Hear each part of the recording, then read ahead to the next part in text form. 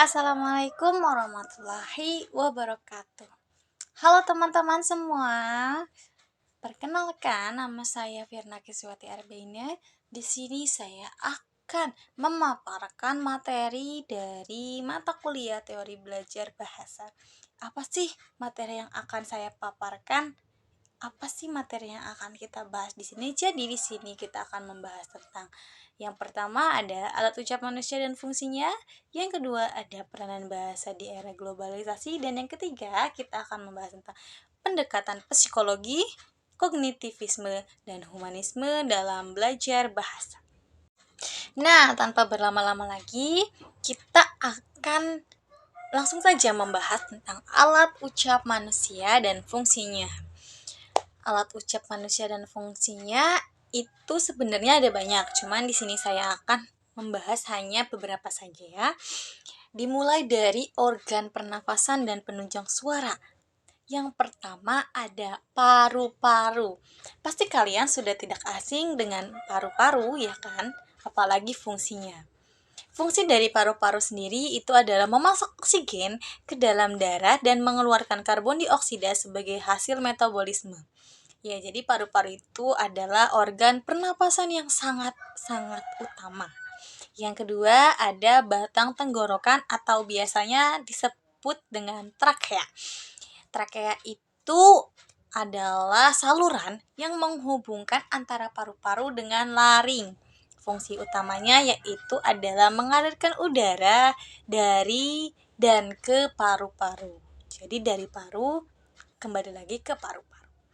Yang ketiga ada pangkal tenggorokan. Pangkal tenggorokan ini berfungsi untuk menghasilkan suara dengan cara menggetarkan udara yang keluar dari paru-paru. Jadi udara yang keluar dari paru-paru akan digetarkan sehingga menghasilkan suara. Nah, suara itu berasal dari pangkal tenggorokan. Selanjutnya ada pita suara atau biasanya disebut dengan vocal cord. Nah, vocal cord ini adalah dua lipatan otot yang terdapat di dalam laring. Fungsinya itu adalah jadi ketika udara melewati pita suara, getaran akan terjadi hingga menghasilkan suara. Jadi dari getaran akan menghasilkan suara. Nah, itu fungsi dari pita suara. Selanjutnya ada organ artikulasi. Artikulasi itu adalah pengucapan ya teman-teman. Organ artikulasi yang pertama itu ada dinding rongga kerongkongan. Ada yang tahu fungsinya apa?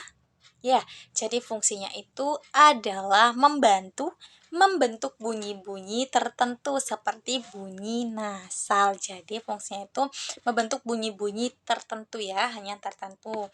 Yang kedua ada akar lidah atau root of the tongue, yaitu bagian belakang lidah yang menempel pada dasar mulut.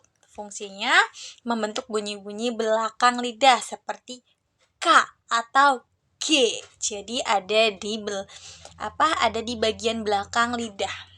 Selanjutnya ada pangkal lidah atau dorsum ya, biasanya orang-orang mengenalnya. Jadi bagian pangkal lidah ini adalah bagian tengah belakang lidah. Fungsinya untuk membentuk berbagai bunyi termasuk vokal seperti konsonan. Contoh bunyi vokal kalian pasti tahu lah ya, seperti A, I, U, E, O. Nah, itu dihasilkan dari pangkal lidah. Selanjutnya ada tengah lidah, yaitu bagian tengah yang berfungsi untuk pembentukan berbagai bunyi, terutama seperti vokal. Jadi fungsinya itu hampir sama dengan pangkal lidah ya teman-teman. Sekarang kita sudah menuju ke bagian dari mulut. Nah, di dalam mulut itu terdapat gigi atas. Nah, fungsi dari gigi atas itu adalah membentuk berbagai konsonan seperti F dan V. Nah, itu terbentuk dari gigi atas F dan V, seperti itu. Yang kedua ada gigi bawah. Gigi bawah ini berfungsi untuk pembentukan berbagai huruf konsonan seperti vokal S atau Z. S, Z. Nah, jadi itu tuh lebih dominan ke gigi bawah atau fungsi dari gigi bawah. Selanjutnya ada bibir atas. Bibir atas itu memiliki fungsi dalam pembentukan berbagai konsonan dan vokal seperti P atau B. Nah, itu fungsi dari bibir atas. P atau B. Seperti itu. Selanjutnya ada bibir bawah. Nah, kalau bibir bawah ini fungsinya itu pembentukan berbagai konsonan seperti huruf M dan W. M dan W. Jadi berbeda dengan bibir atas. Kalau bibir atas P dan B, kalau bibir bawah itu M dan W. Contohnya. Nah, selanjutnya ada mulut itu sendiri. Apa sih fungsi mulut itu?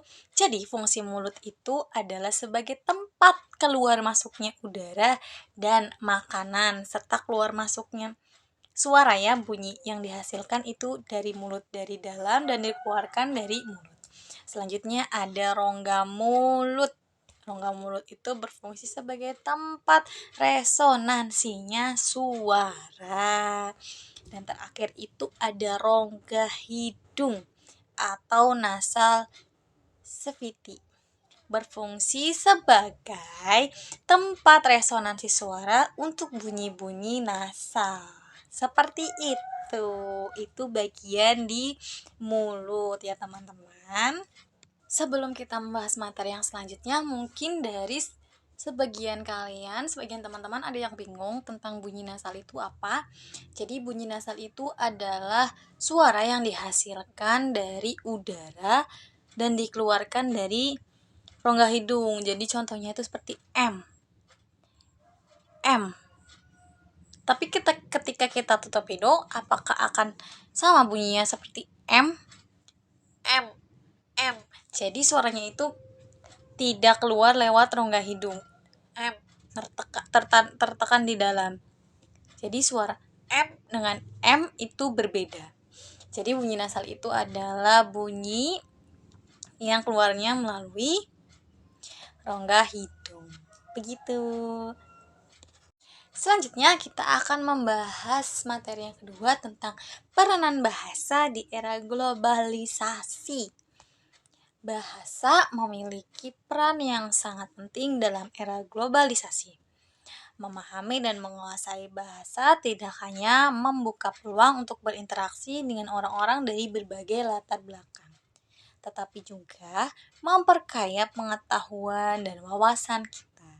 Oleh karena itu, kita sangat-sangat amat perlu menjaga dan mengembangkan bahasa kita, serta terus belajar bahasa asing untuk memperkaya cakrawala atau memperkaya pengetahuan kita. Di sini saya akan menjelaskan peranannya. Yang pertama itu adalah sebagai sarana komunikasi. Iya, jadi bahasa itu adalah sebagai sarana komunikasi. Sarana untuk kita berinteraksi dengan orang lain. Contohnya, semisalkan kita akan berkomunikasi dengan tetangga, apakah kita berkomunikasinya hanya dengan diam-diam saja? Tentu saja tidak mungkin. Pasti kita akan berkomunikasi dengan mengungkapkan perasaan atau mengungkapkan maksud, sehingga terjadilah komunikasi yang dimana nanti bisa bercerita seperti itu. Jadi bahasa sebagai sarana komunikasi itu adalah alat yang digunakan untuk kita berinteraksi dengan mengungkapkan perasaan yang ingin disampaikan dan lain sebagainya. Selanjutnya ada bahasa sebagai tanda pengenal. Jadi bahasa sebagai tanda pengenal itu menjadi atau membuktikan bahwa dengan kita menggunakan bahasa, kita itu sama saja memberitahu kalau kita itu berasal dari negara Indonesia, misalnya negara Malaysia, karena kan penggunaan bahasanya yang berbeda. Jadi contohnya kita orang Indonesia bertemu dengan orang Inggris. Apakah orang Inggris akan memahami bahasa kita? Tentu saja tidak. Pasti mereka akan bertanya-tanya, berasal dari manakah Anda? Berasal dari manakah kalian? Bahasa apa yang kalian gunakan? Tentu saja mereka pasti akan berpikiran seperti itu, sehingga mereka tahu bahwa kita itu berasal dari negara Indonesia. Jadi bahasa itu bisa dijadikan sebagai tanda pengenal. Selanjutnya yaitu bahasa sebagai alat pemersatu bangsa. Bahasa Indonesia itu menjadi alat untuk menghubungkan keragaman budaya, baik dari latar belakangnya dan sebagainya. Jadi misalkan nih, kita orang Sunda bertemu dengan orang Jawa, apakah kita bisa berkomunikasi? Apakah kita akan memahami bahasa mereka? Tentu saja tidak. Pasti mereka akan mengambil jalan utama, yaitu menggunakan bahasa Indonesia. Jadi bahasa Indonesia itu sebagai alat pemersatu bangsa. Dengan menggunakan bahasa Indonesia, orang yang berasal dari Sunda dan dari Jawa, mereka akan bisa berkomunikasi dan nyambung gitu. Kalau misalkan kita berkomunikasinya menggunakan bahasa Indonesia, walaupun mereka berasal dari Sunda dan dari Jawa. Nah, teman-teman, selanjutnya saya akan membahas materi yang ketiga atau yang terakhir tentang pendekatan psikologi, kognitivisme, dan humanisme dalam belajar bahasa. Yang pertama yang akan saya bahas adalah pendekatan kognitif. Nah, pendekatan kognitif ini yaitu teori yang menekankan bahwa tingkah laku merupakan proses mental yang dimana individu aktif dalam merangkap, menilai, membandingkan, dan menanggapi stimulus. Teori linguistik kognitif ini menjelaskan bagaimana bahasa berinteraksi dengan kondisi dan bagaimana bahasa membentuk pikiran. Jadi, kognitif ini berkaitan dengan keaktifan ya. Nah, pendekatan ini kita melihat bagaimana seorang anak itu aktif. Bagaimana caranya supaya anak itu dapat berinteraksi dengan menggunakan bahasa yang baik, berinteraksi atau aktif ya dengan menggunakan bahasa yang baik, yaitu pendekatan kognitif. Selanjutnya ada pendekatan psikologi. Pendekatan psikologi dalam belajar bahasa merupakan kajian yang mendalam tentang bagaimana pikiran manusia memproses, memperoleh, dan menggunakan bahasa. Dengan memahami dasar-dasar psikologi ini, kita dapat merancang metode pembelajaran yang lebih efektif dan sesuai dengan cara otak kita bekerja.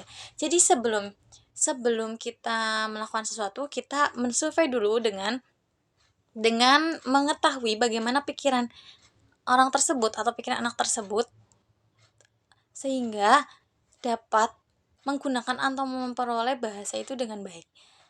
Jadi kita melakukan pendekatan secara psikologi terlebih dahulu, setelah kita menemukan baru kita menggunakan metode yang pas atau cocok untuk anak tersebut. Selanjutnya ada pendekatan humanisme. Nah, pendekatan ini menempatkan individu sebagai pusat pembelajaran. Pendekatan ini menekankan pada aspek emosional, sosial, dan personal dalam proses belajar bahasa. Berbeda dengan pendekatan tradisional yang lebih fokus pada struktur bahasa, pendekatan humanistik berusaha menciptakan lingkungan yang positif dan mendukung, di mana siswa merasa dihargai, termotivasi, dan bebas mengeksplorasi potensi bahasanya. Jadi, hampir sama dengan psikologi, pendekatan humanistik ini lebih ke kita mencari tahu tentang keadaan siswa tersebut, mulai dari emosional, sosial, dan personal yang ada dalam dirinya.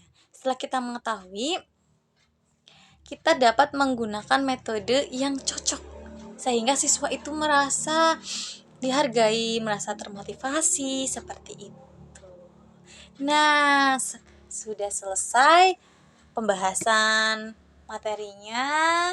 Semoga ilmu yang disampaikan dapat bermanfaat bagi kita semua. Saya mengucapkan banyak terima kasih dan sampai jumpa di pertemuan selanjutnya. Dah.